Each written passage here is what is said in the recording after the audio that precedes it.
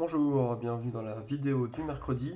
Ça va être une vidéo assez courte, je vais vous faire le récap de la semaine, puis on va discuter un peu de choses et d'autres. La semaine dernière, je vous avais un peu laissé là-dessus, sur ces essais de reflets, et je me suis amusé à continuer, à essayer d'explorer les reflets pour la énième fois. Donc j'ai fait plusieurs essais sur ce genre de technique. La technique que j'essaye d'adopter ici, c'est de peindre la zone qui est en dehors de l'eau, et ensuite, sans transition, de peindre la zone qui est dans l'eau, et sans attendre que ça sèche, faire un lavis bicolore en fait, avec une transition du coup douce entre le reflet et l'eau. En gros, ça se passe comme ça. Si je peux essayer de vous faire un truc rapide, je fais la montagne en dehors de l'eau. Ensuite, je la continue dans l'eau avec la même couleur en faisant le miroir de la forme. Voilà, je vais aller vite là. Et là, vite, sans attendre que ça sèche, je prends du bleu, en tout cas la couleur que je vais mettre pour l'eau, et je viens lécher la transition, comme pour un lavis bicolore en fait, avec une transition douce. Ce qui me permet du coup voilà, d'avoir une transition douce pour le reflet. Ensuite, une fois que je suis là, je laisse sécher et pour finir, je passe un glacis de bleu. Et c'est le glacis de bleu qui fait que le reflet est terni. Vous voyez que c'est pas terrible. Vraiment, les reflets, c'est compliqué. Alors par contre, j'ai compris quelque chose qui peut paraître tout bête, mais qui est en fait très important. C'est que un reflet n'est jamais plus grand que l'objet reflété. Et en fait, je pensais que c'était l'inverse. Vous voyez que systématiquement, je faisais exprès en fait de faire un reflet plus étiré qui va plus loin que l'objet. Là, la montagne, elle fait cette taille, dans le reflet, cette taille. Enfin, plus grand dans le reflet du coup. En fait, c'est l'inverse. Et du coup, j'ai fait plein de constructions géométriques pour essayer de comprendre tout ça. C'est vraiment subtil en réalité à construire parce qu'il y a de la perspective évidemment. Euh, c'est c'est assez fou en fait. Il y avait plein de choses que j'avais pas comprises. Une chose que j'avais pas comprise non plus, c'est que quand on a un objet qui vient vers l'eau, là le reflet peut être plus grand. C'est le seul cas où le reflet peut être plus grand. Si l'objet vient vers nous, si vous avez un arbre par exemple qui est un peu penché vers l'eau, et le reflet, c'est pas le miroir en fait. Le reflet, il va nous montrer davantage que ce qu'on voit sur l'objet, puisqu'on voit plus du dessous de l'objet. Par exemple, là, je fais un arbre très schématique. Vous avez juste une sphère pour le feuillage, et je suppose que la lumière vient d'en haut, donc du coup le terminateur, il est là horizontal. Mais là, le reflet, du coup, eh bah, le terminateur, il sera pas horizontal, parce qu'on voit plus de l'ombre sous l'arbre, puisque c'est le dessous de l'arbre qui se reflète. C'est vraiment intéressant. Et du coup, la taille du reflet est la même pour tout ce qui est au niveau de la rive, mais c'est pas la même pour ce qui est penché par-dessus l'eau vers nous. Enfin, c'est compliqué et pas du tout évident. Mais en tout cas, dans la plupart des cas, le reflet est plus petit que l'objet. Et ça, j'avais pas du tout capté. Et c'est probablement aussi pour ça que ce genre de reflet ne fonctionne pas, n'est pas convaincant, parce que bah, le reflet est juste trop grand en fait. Et ça n'existe pas. Une montagne ne peut pas se refléter avec un reflet aussi grand. Du coup, une fois que j'ai compris ça, j'en ai fait d'autres de ce type-là. Donc vous voyez que là, j'ai corrigé. Du coup, là, ma montagne, euh, elle a un reflet plus petite que la montagne elle-même. Vous voyez aussi que là, j'ai en quelque sorte des montagnes sur deux plans différents. Et plus la montagne est loin, plus elle est à l'arrière-plan, plus le reflet va être petit. C'est pour ça que là, il y a une différence de hauteur sur les montagnes qui n'est pas la même que dans les reflets. Cette montagne-là paraît plus grande par rapport à cette montagne dans le reflet parce qu'elle est plus proche de nous. Il y a vraiment des concepts comme ça, mais c'est compliqué. On le voit par exemple très bien ici, là je l'ai refait en mieux. On a une montagne au premier plan et une montagne à l'arrière-plan. Et vous voyez que dans le reflet, cette montagne au premier plan, elle est quasiment de la même hauteur que la montagne à l'arrière-plan. Si je le tourne comme ça, les deux pics arrivent au même endroit quasiment. Et ça, c'est juste un effet de perspective parce que cette montagne est plus proche que cette montagne. Vous voyez que ces reflets-là sont plus convaincants. J'ai un peu gommé la partie près du bord de l'eau en fait. Parce que c'est assez loin, donc je me suis dit, ok, si c'est loin, on a plus un effet miroitant, on voit moins les vaguelettes. Euh, Plus on arrive vers le premier plan, plus on voit du relief sur l'eau. Ça c'est logique aussi. Donc je commence à faire vraiment des gros progrès, je trouve, sur les reflets. C'est assez cool et assez intéressant. Je me rends compte aussi que le reflet vraiment parfait, ça fonctionne pas. C'est vraiment très difficile. Mais introduire des toutes petites variations, des imperfections dans le reflet, en fait, ça fonctionne bien.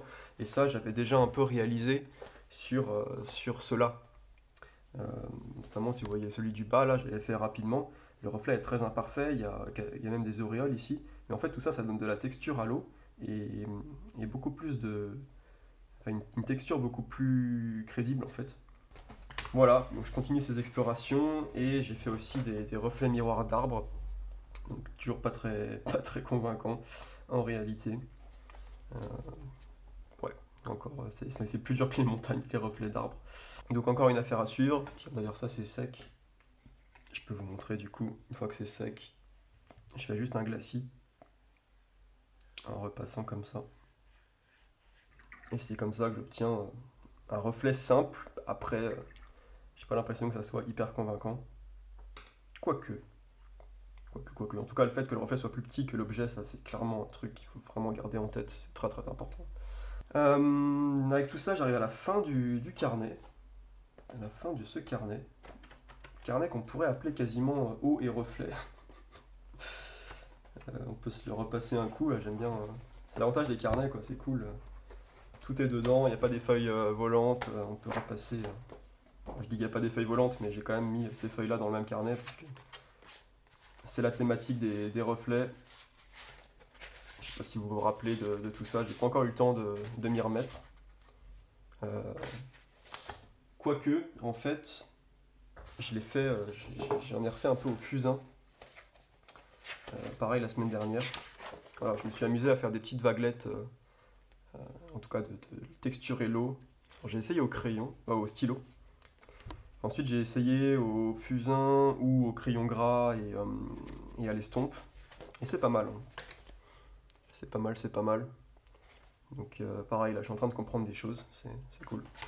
Et donc si on reparcourt un peu ce carnet, ça a commencé par des reflets et ça finit par des reflets. Vous voyez, hein, ici la montagne est trop grande, le reflet de la montagne ne peut pas être aussi grand, c'est impossible. Le reflet ne peut pas être plus grand que l'objet qu'il reflète. Mathématiquement impossible. C'était pas mal ce reflet quand même. En fait, plus un reflet est flou, plus ça passe. C'est les reflets vraiment très miroirs qui ne passent pas. Pourtant, sur les photos, il y a des photos où on a vraiment un reflet miroir. Où le reflet est vraiment une image parfaite de l'objet reflété, mais bon. Celle-là aussi, je sais pas si vous vous rappelez, bon, on a encore des reflets, mais pareil, pas des reflets miroirs, un reflet très flou qui fonctionne pas mal. Qu'est-ce qu'on a d'autre? On a celui-ci, où on a des espèces de vagues. C'est pas mal quand même. Le ciel est vraiment sympa aussi. Ces effets de nuages là. Ces beaux effets blancs là, ça marche vraiment bien. Il y a quand même un travail de texture intéressant. Qu'est-ce qu'on a d'autre? Ouais, on a des petites choses qui sont plus ou moins ratées. Celle-là, elle est pas mal quand même. Je pense que je l'ai passé au Posca. Il y a pas mal de coups de Posca là-dessus. Encore des reflets. Là, c'est plutôt une technique impressionniste, hein, où vous faites des traits. Bon, c'est assez classique. Et ça marche pas trop mal en réalité, hein, faire des reflets impressionnistes avec juste des petites touches, des petits traits comme ça. Un peu à la Monet. On avait ces glacis, ces poires en glacis. On avait les études sur les vagues. Donc encore de l'eau. Vraiment thématique de l'eau, quoi. Qu'est-ce qu'il y avait d'autre? Des petits exercices. Encore des reflets vraiment pas terribles. Pareil, hein, ici, ça ne va pas. Ça peut pas être aussi grand. Maintenant, je le vois maintenant. Oh, une exception, dis donc. Ça, c'est pas de l'eau. Ça, c'est des touches de pinceau pour reproduire de l'eau. Autre exception, des nuages, plus ou moins ratés. Ici, c'est plutôt réussi. Vous me direz si vous voulez un tuto sur ces nuages. Hop, encore des nuages. L'essai pour la nébuleuse. les essais du fluide de masquage, la petite cascade faite relativement rapidement, le tuto bord de mer. Tiens, on revient sur une thématique de l'eau du coup. On avait ces expérimentations là, celle-là elle est vraiment pas mal. J'aime bien. J'aime bien. On avait les églises faites en 15 minutes. Les petites méduses, thématique de l'eau, encore et toujours. Des personnages pour changer. Il va falloir que je colorise ceux-là quand même un jour. Et on termine avec les petits reflets. Tac, reflet, reflet, reflet, reflet. Et les arbres, plus ou moins ratés. C'est bien de terminer un carnet avec quelque chose de relativement raté. Ça ouvre des portes pour un deuxième carnet. Enfin bref. Et voilà ce que ça donne, ma petite expérimentation, une fois que c'est sec. C'est pas mal quand même. Je cherchais une idée pour faire la vidéo des fondamentaux sur les glacis. Ça peut être une idée sympa ça. Cette semaine, j'ai refait un peu de théorie des couleurs aussi. Alors quand je dis que j'ai refait la théorie des couleurs, ça veut pas dire que j'ai révisé mes complémentaires. J'ai fait un petit programme qui permet de dessiner tout le triangle chromatique et ensuite de placer précisément toutes les couleurs, les vrais pigments sur ce triangle et de pouvoir comme ça contraindre la palette, voir tous les mélanges possibles, faire des dégradés et des nuanciers informatiquement, etc. Bon, on en parlera plus en détail à l'occasion, mais c'est assez utile pour pouvoir identifier un peu toutes les couleurs qu'on a et comparer nos vrais pigments avec les pigments théoriques, quoi, les couleurs primaires théoriques. Typiquement le bleu de phthalo, on se rend compte que c'est pas du tout un vrai cyan. Voilà. J'ai refait aussi des personnages, je voulais filmer, je pense que je vous le montrerai la semaine prochaine. Voilà pour mon petit récap de la semaine. À partir de la semaine prochaine, je suis en déplacement au Japon pendant 3 semaines et j'aurai vraiment pas le temps de peindre à l'aquarelle. Je vais même pas essayer, je vais même pas prendre la palette de voyage. Je pense que je prendrai juste mon carnet de croquis. Peut-être un croquis de 20 minutes par jour, ça peut aller, mais en fait, j'ai une semaine de vacances et ensuite, pendant 10 jours, je participe à un congrès scientifique où là, ça va être vraiment intense toute la journée. Et je pense que je serai trop fatigué même le soir pour faire quoi que ce soit. J'espère pouvoir vous faire quand même un peu de montage parce que j'ai filmé toutes les vidéos pour les prochaines semaines qui seront notamment sur le deuxième module des fondamentaux, sur les lavis. Donc vous aurez ce dimanche les lavis uniformes, voilà, avec quelques exercices. Ensuite, on verra les lavis inhomogènes, avec les dégradés, etc. Et enfin, la troisième semaine, on verra des lavis bicolores simples, dégradés, dynamiques, etc. Tout ce genre de choses.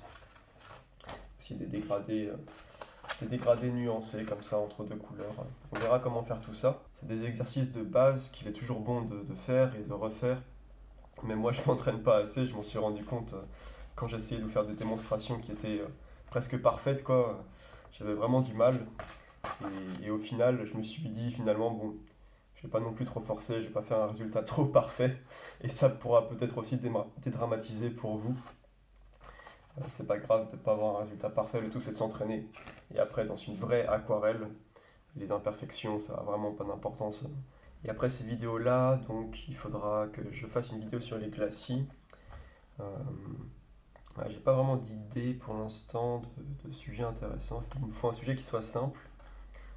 Je peux pas faire un truc très compliqué avec des transparences. Peut-être quelque chose comme ça. Faut que je réfléchisse. Et ensuite, du coup, pour le module 2, on aura des petits paysages très très simples. Pareil, du coup, faut pas qu'il y ait trop de dessins, puisqu'on va monter progressivement en difficulté dans cette série, bien sûr. Mais j'ai des idées de paysages simples. Faut juste que je les fasse, du coup, au moins au brouillon, pour être à peu près sûr que ça ressemble à quelque chose. Voilà, c'est aussi les 1 an de la chaîne. Donc, bon anniversaire à tous. Longue vie à la chaîne. Et donc si vous partez en vacances cet été, je vous souhaite de très bonnes vacances. Et sinon, je vous souhaite un très bon entraînement. Vous avez de quoi occuper vos journées. En tout cas, vous aurez de quoi occuper vos journées à partir de ce dimanche. Plein d'exercices de base pour vous entraîner et essayer de faire des lavis les plus parfaits possibles. Je vous souhaite une bonne fin de semaine aussi et puis à dimanche.